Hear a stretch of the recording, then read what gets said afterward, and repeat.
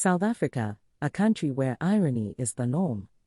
South Africa is a country full of ironies that will puzzle future researchers who study its records. Take the Constitution, for example. It is the founding document of democratic and free South Africa, and the supreme law of the land. But reading it, one might think that the country's most significant events only happened after the white people arrived at its shores. The Constitution refers to redress and injustice of the past, implying that without white colonialism and apartheid, the majority black population would live in harmony and equality.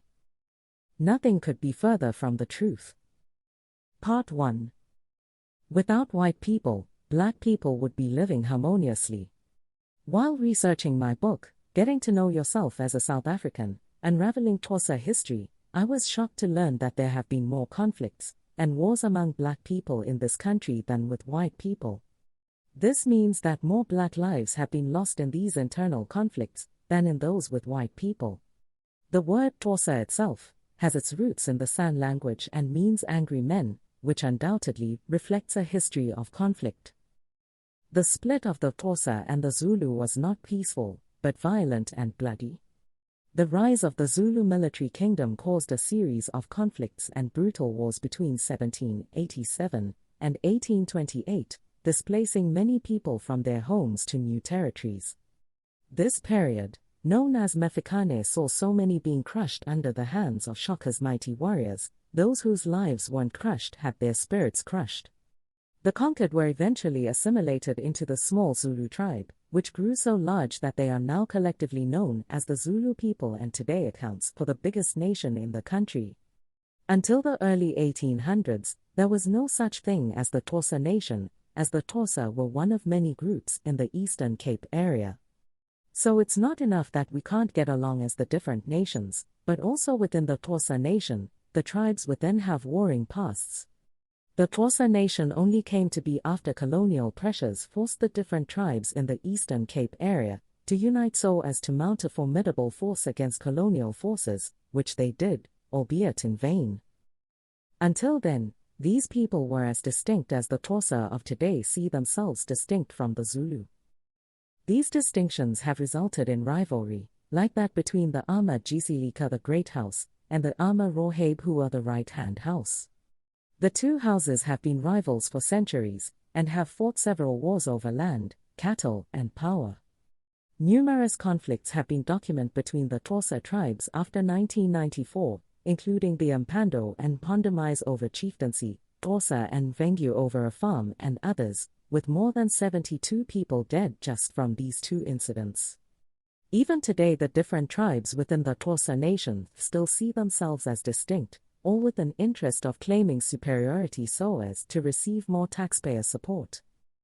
In the late 1980s and early 1990s the violence between the Xhosa and Zulus resurfaced, especially in the townships around Johannesburg. The conflict was fueled by the political rivalry between the African National Congress, ANC, which had many Xhosa supporters, and the Inkatha Freedom Party, IFP, which was led by the Zulu chief Mangasathu Buthelezi. During these conflicts, it is estimated that approximately 90,000 black individuals lost their lives. When combining this with the 35,000 deaths in the conflicts between the Xhosa and the Zulu prior to apartheid, an uncomfortable reality begins to unfold. Surprisingly, the majority of murderers during this period were black, accounting for around 60% of the total, followed by whites. Furthermore, if we consider the number of black people killed by their fellow black citizens in democratic South Africa, the situation becomes even more alarming. In contrast, the apartheid era presented a different dynamic, where approximately 70% of the murderers were white and 25% were black.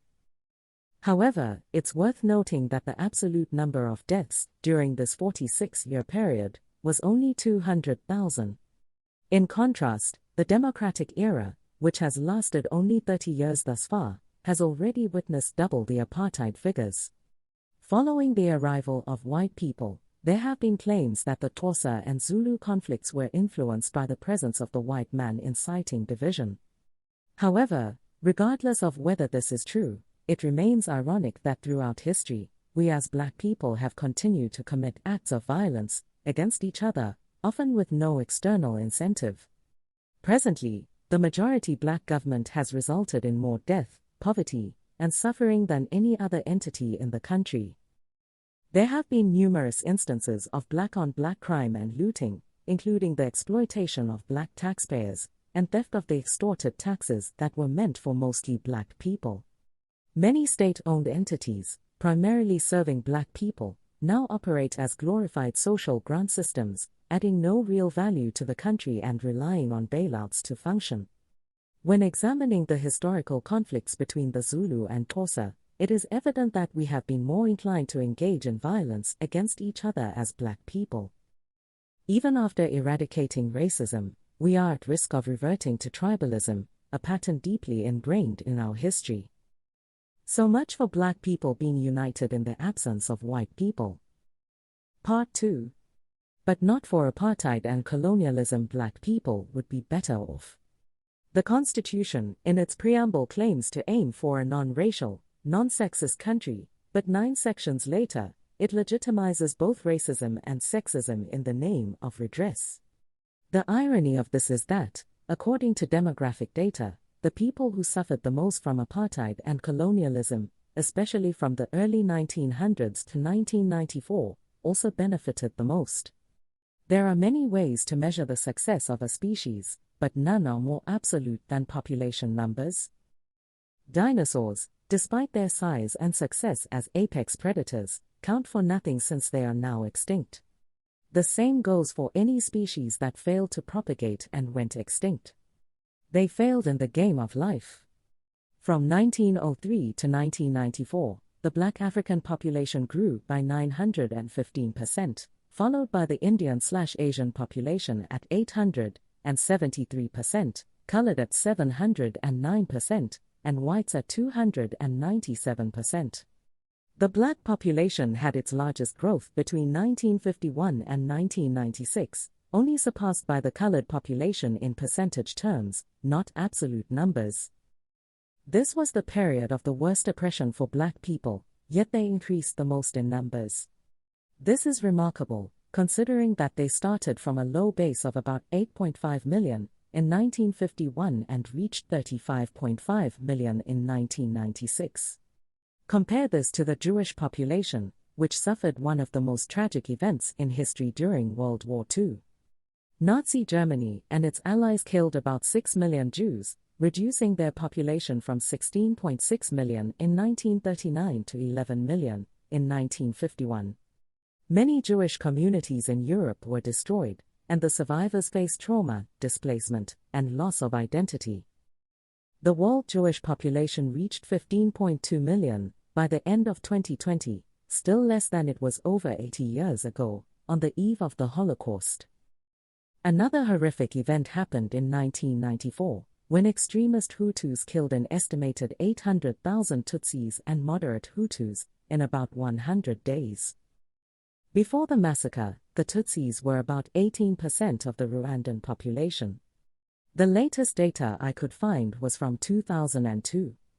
The percentage of the Tutsi population in Rwanda and Burundi is not officially known, but some sources estimate that it is about 14.8% and 14% of the total population, respectively. Apartheid in South Africa, the Holocaust in Europe, and the Rwandan genocide are all crimes against humanity, according to the international community. The irony is that while the other crimes resulted in lasting and visible population decline, apartheid in South Africa, despite its evils, resulted in the largest population growth the targeted group has ever seen. This growth was so big that it could not be replicated even after democracy. Part 3. Most women suffered disproportionately, and thus deserve extra privileges. The initial irony lies in portraying Black women as a homogeneous group, assuming shared aspirations that the patriarchy and apartheid supposedly denied. To comprehend the impact of these systems on women, it's crucial to analyze who bore disproportionate effects. Those aspiring to liberal lifestyles, formal education, careers, and interracial relationships were more impacted than those adhering to traditional roles. The past 30 years have brought about significant changes, allowing women to pursue their dreams at the taxpayer's expense and providing ample clues about the proportion of women who were denied opportunities.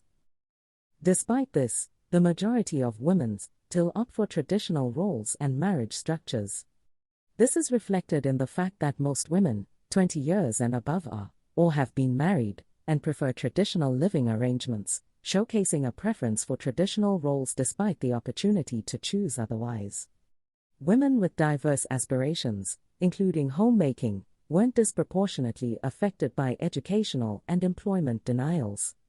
My mother exemplifies this, dedicating her life to homemaking. She invested time in raising my sisters and me. The only time she ever needed to work was for a brief period between my father's death and me working. What my father couldn't do after his demise, I was there to succeed him. Both her and my sisters have been provided for at my expense, such that all of them live so far above their means they couldn't even afford their lifestyle if they joined their efforts. It is ironic that despite being consistently stigmatized over the years, there are women who are happy being homemakers. The majority of women who choose to be homemakers rely completely on their husbands for financial support. Women's empowerment initiatives are funded by taxes, which are mainly contributed by men who work to support their wives, aunts, daughters, sisters, and girlfriends. This dynamic results in the funds for these programs ultimately coming from the majority of women at home, whom the man is responsible for providing for. It's ironic that funds diverted to support women's empowerment ultimately undermine the very women that the man is committed to providing for.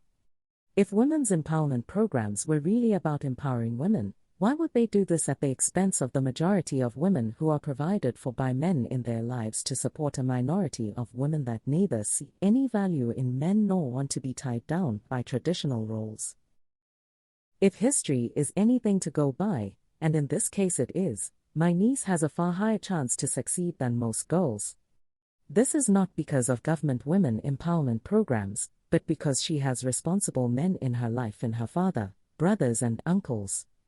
She can afford to explore whatever career she aspires to and make the most of it, just like her mother and aunts. Her grandmother and great-grandmothers were able to excel in homemaking because of me, my father, uncle and grandfathers, who provided for the women in our lives. Unfortunately, for Mila, she will never receive the full support she deserves from the men who work for her well-being. A considerable portion of their taxes will be directed towards women's redress programs. Ironically, there is no evidence in Mila's lifetime that the men in her life have mistreated or oppressed women, not her brothers, father, uncles, or even her grandfather and great-grandfathers. Yet, she must bear the consequences of distant women's suffering, who are more like mythical figures than real individuals. Even at best, we have seen the majority of tax-funded women in empowerment programs end up supporting only a select few connected women while the bulk gets the crumbs. Ultimately, it is the majority of women who are slaving at home as homemakers who suffer the most due to her husband's earnings that goes to other women who contribute nothing to her life. It is even more sickening to realize that since income tax is deducted before even the man gets his paycheck to take home, this implies that the women whom these empowerment programs target are priority claimants to the income of the man, a position that should be reserved for his wife, or any woman of his choosing. Ultimately, it's ironic that men, through their income taxes, are supporting programs aimed at freeing women from traditional roles, by fulfilling their traditional roles as providers for their families. The only exception now is that what we thought we worked for, to provide for the powerful women in our lives, goes towards the government-empowered women. The South African Constitution established the Commission for Gender Equality, CGE, as a Chapter 9 institution. It supports constitutional democracy in the Republic.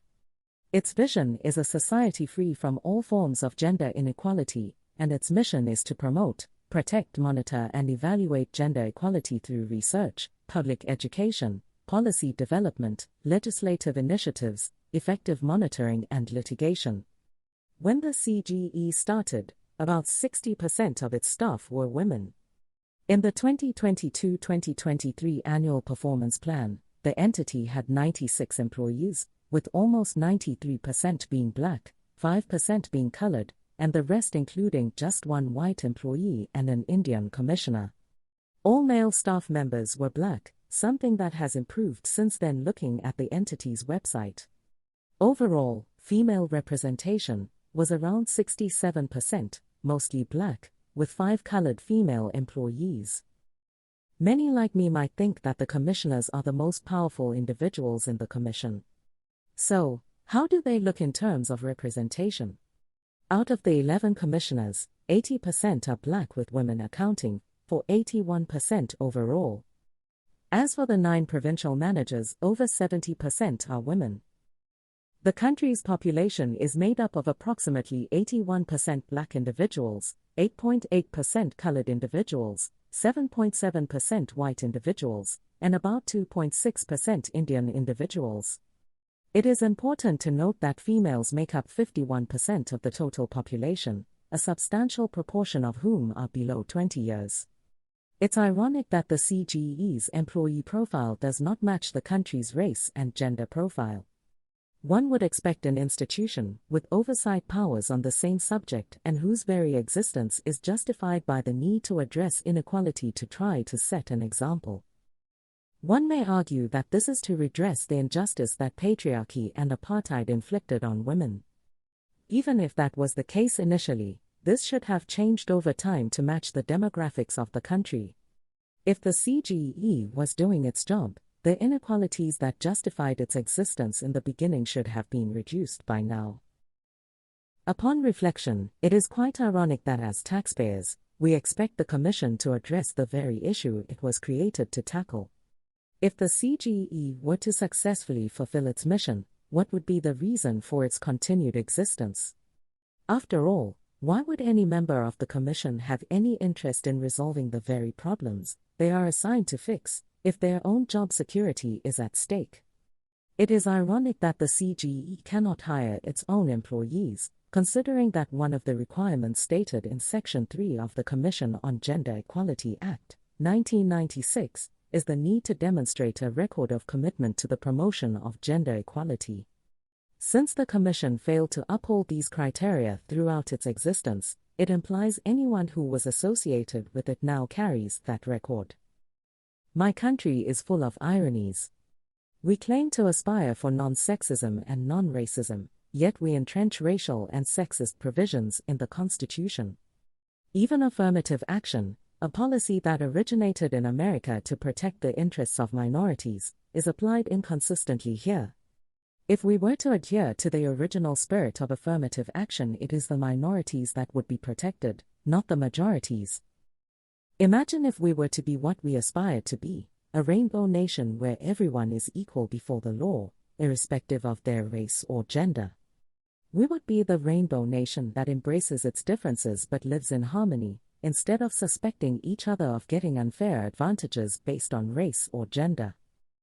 The irony is that while we, the ordinary people, suffer from high taxes, unemployment, poor living standards, and poverty, the politicians and public servants thrive, without giving anything back to society, yet receiving their full salaries. It has been 30 years since South Africa achieved democracy, and the redress programs have been in effect for just as long.